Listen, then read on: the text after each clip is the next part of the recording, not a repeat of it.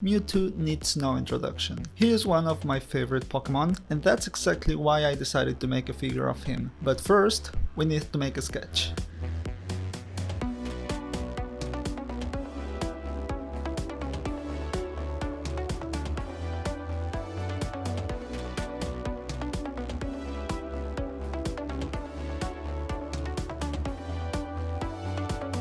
Okay, with that done, it was time to sculpt. For this figure I used cold porcelain, which is a material very similar to air dry clay. It's pretty cheap and easy to get where I live, that's why I used it. And first I decided to make the body.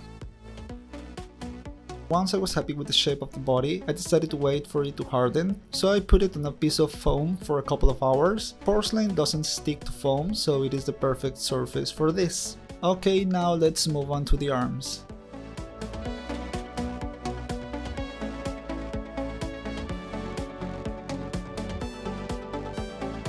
With the arms finished and the body ready, I attached them with the help of a piece of wire and super glue. I decided that the next step was to work on the lower part of the body, so I mixed a little bit of porcelain with blue and red paint.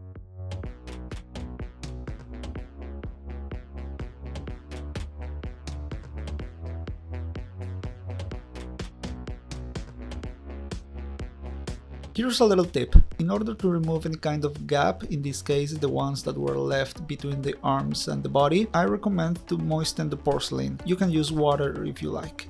Then I made this chest piece, and with that it was time to make his tail.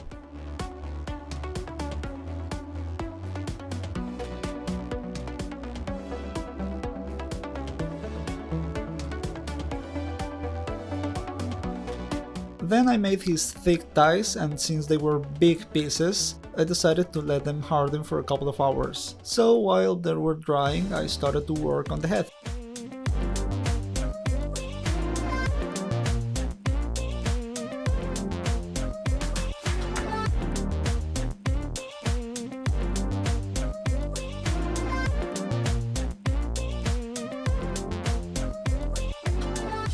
With the head in place, all that was left to do was to finish the legs and to make the hands. Fortunately for me, the legs and hands were relatively easy to sculpt, especially the legs, so yeah, both of these parts weren't that much of a problem.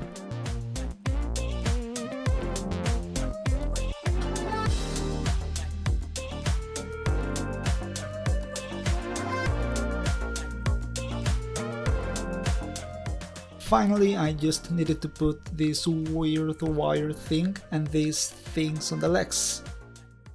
Unfortunately, I didn't like the final color of the figure, so I decided to paint it.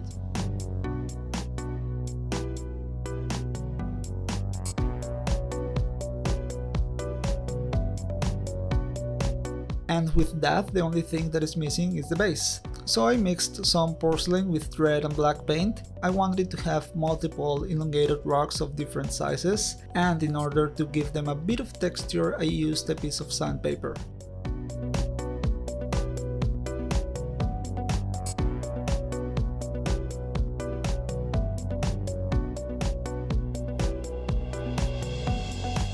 Once the rocks were dry, I made the floor of the base. I gave it some texture, and one by one I started to glue the rocks in place. I also inserted a wire in the longest rock. This would be the wire that would help me to hold the Mewtwo, and with that it was time to enhance all the texture with a black wash. At the end it started to look too dark, so I gave it a gray dry brush.